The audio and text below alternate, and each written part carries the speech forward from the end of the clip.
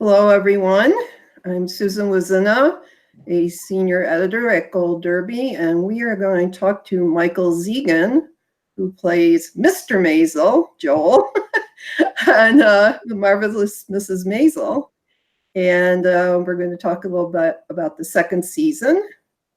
And but before we get there, I was very impressed by your resume. You've been in some very high-profile shows even before this. Oh, I try.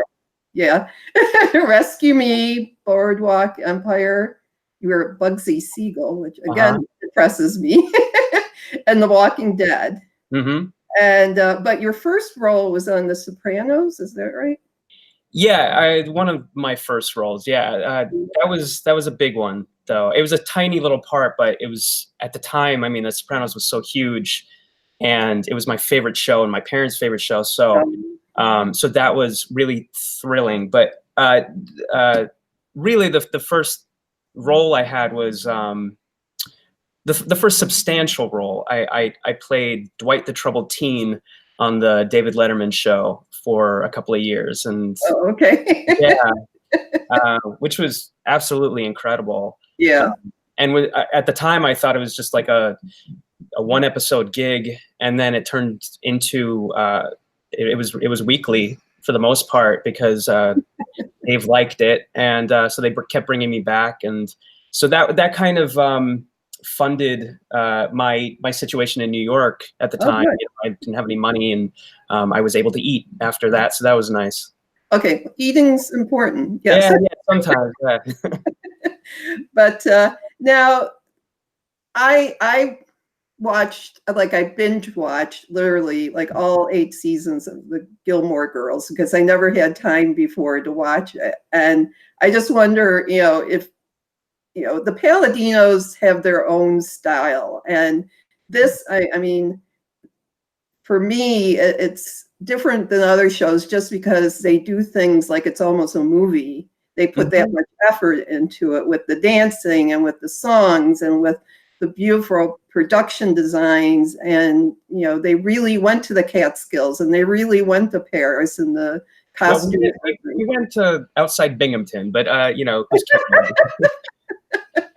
really, there are no more resorts in the Catskills anymore. Like all of them are gone.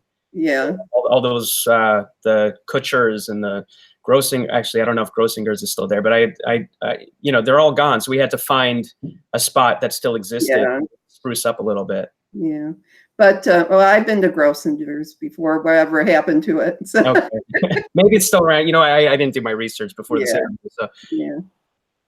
But yeah, they spare no expenses. Yeah, but just how they do things, and the thing with the Gilmore Girls were all the references, which this has too, with just a different era, and just the fast pace. Like there's a rhythm to their dialogue and things, and I just wonder how they do things and how their scripts and how they do what they do is different than other shows you've worked in. Well, so I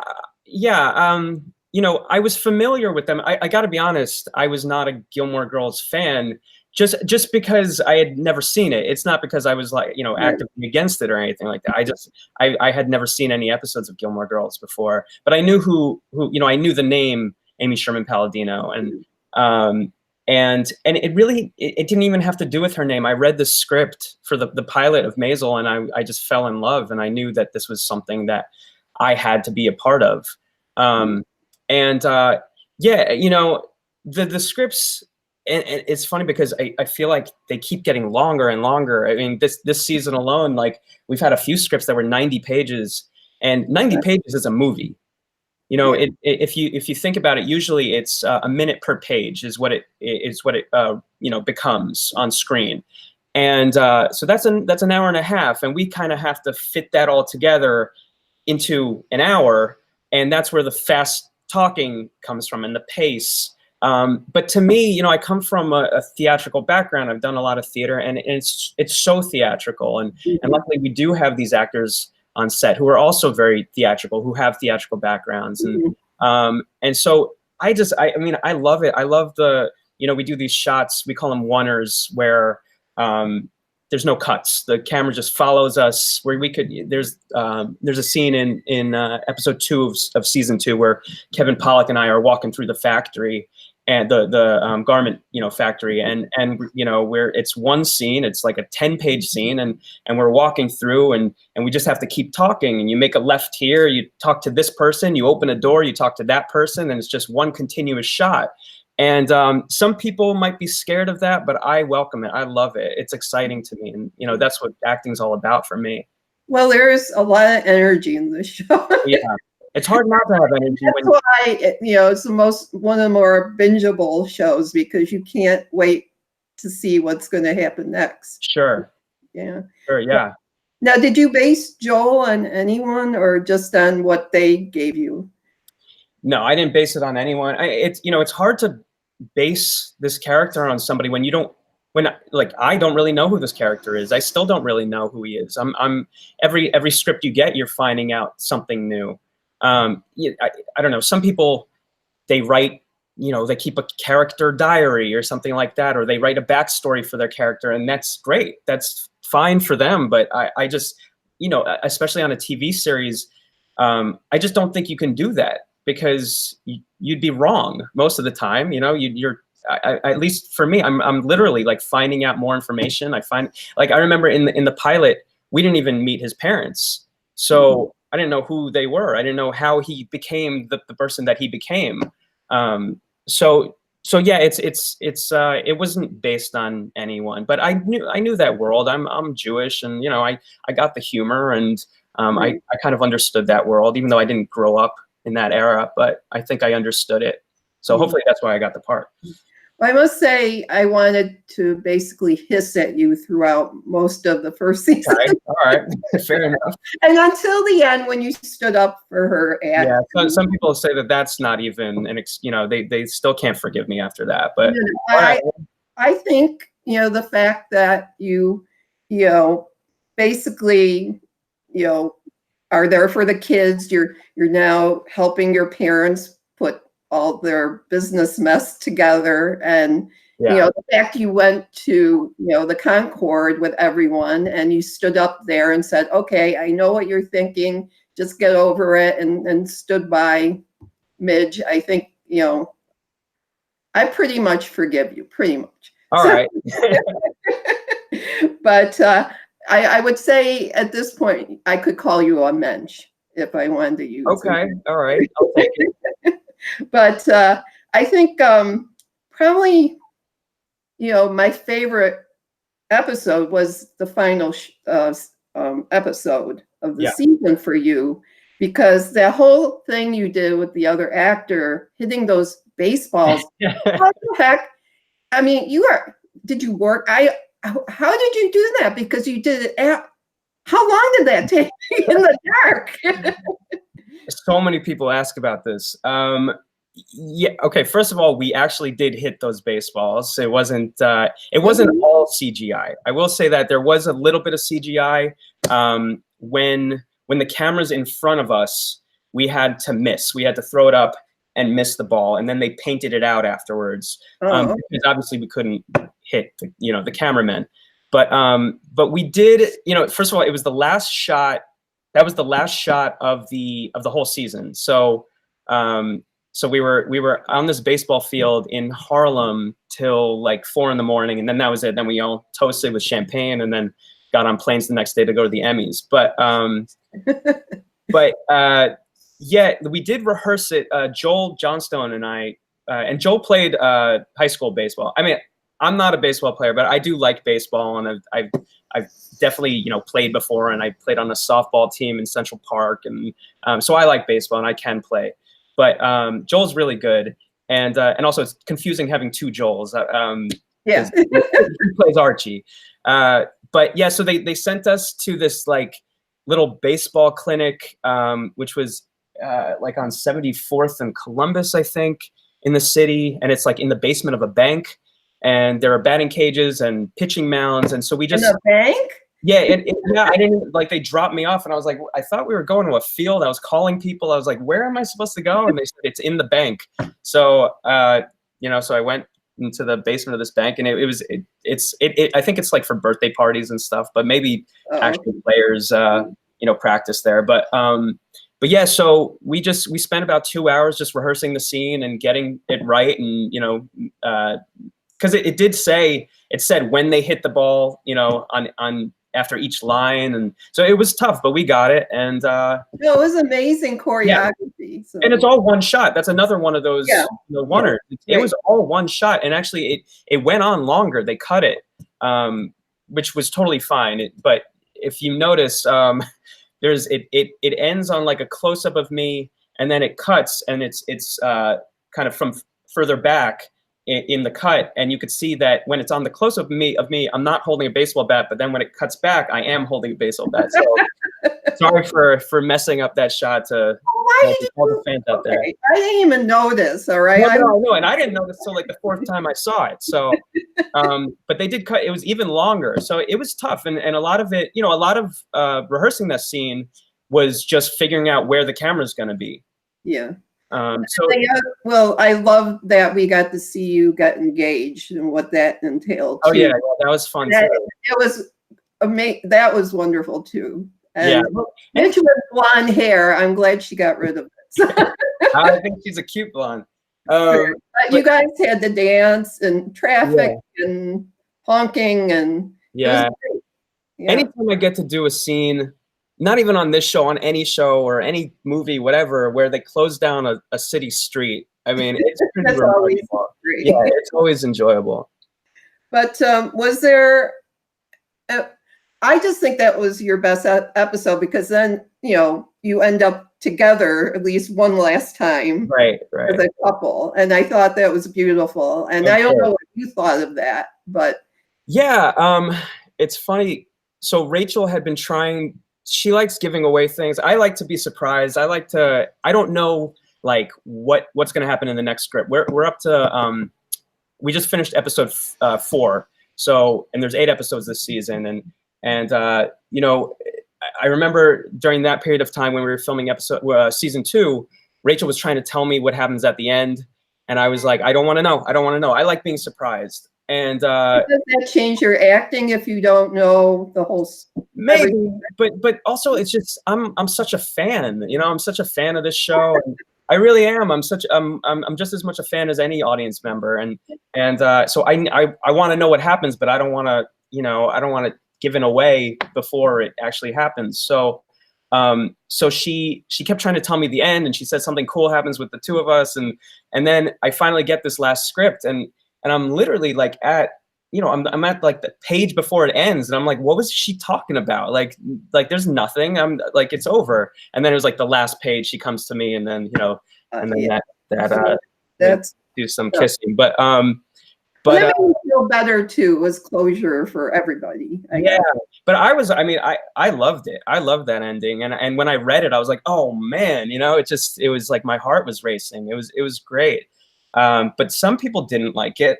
You know, some people thought she should end up with Benjamin, and I get it because he was a good guy, and they have good chemistry, and he was a better fit. But you know, what can I say? She's Team Joel. Right. Well, I think I am too, but I'm fearing that in season 3, with her going on tour, I mean, are you just going to be saddled with the kids or what? Yeah, I was worried about that too. Because, you know, these scenes with the kids are kind of difficult to shoot sometimes. But so I thought I was going to be in for some trouble. You know, you'll see. I don't want to give away anything. Okay. Well, I know she's, you know, on tour, and Sterling K. Brown is walking around and somehow looking. I don't know. So. Yeah. You know, they swear us to secrecy, and rightly so. Like I said, I don't like anything spoiled for me, so I don't want to spoil anything for anybody else. Yeah, but am I wrong? Like, I know when you pick out an Emmy episode for yourself or something like that to be considered, I mean, I thought you would do the finale, but I don't know if that's what yeah, maybe. Yeah, sure. I mean, just for that baseball scene alone, I think No, you know, no, it's real acting there. So I've never seen anything like that. I know, it's pretty Not remarkable. even Yankees or anything. The funny thing was, Amy Palladino kept emailing me like multiple times, and I'm talking like even maybe we were filming episode 4, and she was like, "Can you hit a baseball?" And I was like, "Yes." And then like up until the last episode, she was like, "Are you sure you can hit baseballs?" And I was like, "Yes, I can hit." She's like, "Even if you throw it to yourself and swing?" I was like, "Yes." And she's like, "Can you do it with a beer in your hand and a cigarette in your mouth?" And I was like, "That I don't know about, but we can try it." But the baseball, I could definitely hit a baseball. So yeah, I've never seen anything like that either, and so many people ask me about that scene. So I'm happy. I'm sorry to be the 100th person to mention it. Yeah, but it's okay. I love talking about it. I mean, I love talking about the show in general. So it's all good. So do people come up to you a lot to talk about the show when they recognize you? Yeah, it's a lot now. It's it's interesting. It's not to the point where I can't leave my apartment or take the subway, but even when I'm on the subway, people come up to me and they're like, "What are you doing on the subway?" And I'm like, I'm here to get places. I don't know. Faster than taking a car. Yeah, I don't know. I guess they think I have some sort of transporter or a limo or something. Magic carpet, what? Yeah. But yeah, it's weird. It's getting weird. Sometimes but in a good way. Yeah, it's fine. It's fine. I don't know if it's great or anything. It's weird because it was always kind of my dream. It was like when I was a kid, you want to be famous. I mean, I always wanted to work. I always wanted to act. Like that's what I loved, and I wanted to act, and I knew that in order to do the things that I wanted to do, this fame and recognition comes with it. So I was prepared, but you're never really prepared for the real thing, and it is jarring. But like I said, I'm not Brad Pitt. I can leave my apartment and go to the supermarket. You don't have to be Brad Pitt. You're you. No, I'm happy with just being Joel Maisel. So it's I do have a theory. I think the show is wonderfully done, but I just wonder, because it has this showbiz angle, if Emmy voters may be more relating to it, and not that they shouldn't. I'm just saying that I think they kind of probably get what she's going through. Sure, but also it's just so funny.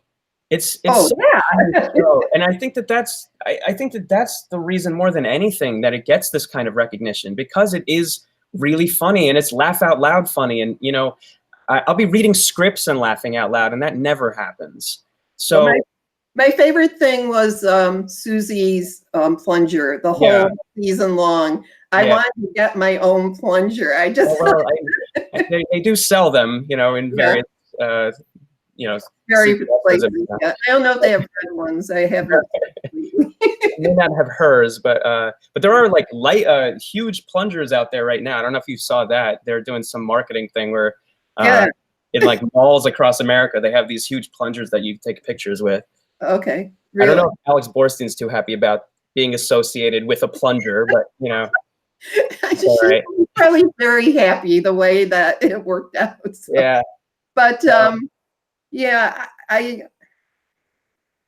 I guess you're probably gonna end up going to the Emmys again. So hopefully you won't be hitting baseballs. No, we end a few weeks before the Emmys this year, so so we have time. So you can't spoil anything, but can you say anything about the third season for you? Well, just in terms of my character, he talked about opening a club, and so that's something that we're going down that path. Oops, sorry. It's all right. We're almost done. Your fans are calling right now. Yeah. My mom, biggest fan. Okay. But no. So that's something that we're gonna explore, his club, and you know, it's so funny. It's so funny. So I'm not going to spoil anything, but yeah. And I'm not giving away anything, I don't think, because he talked about it. Yeah, I just saw you like with the kids and going to the bathroom with your son. Well, there's that too. There's definitely a lot of that happens. Yes, there's a lot of good scenes this year. Well, congratulations on the show. I think it's got to be the best thing to be associated with something like this. I think so. I think so. I mean, I love it so much. So I'm just happy that other people love it as well. Yeah, and good luck at the Emmys. Oh, thanks. If it happens, it happens. Yeah, and keep taking the subway. Don't let them get. I don't have any other choice. So yeah. Anyway, thank you for your. Thank you. Thank you so much.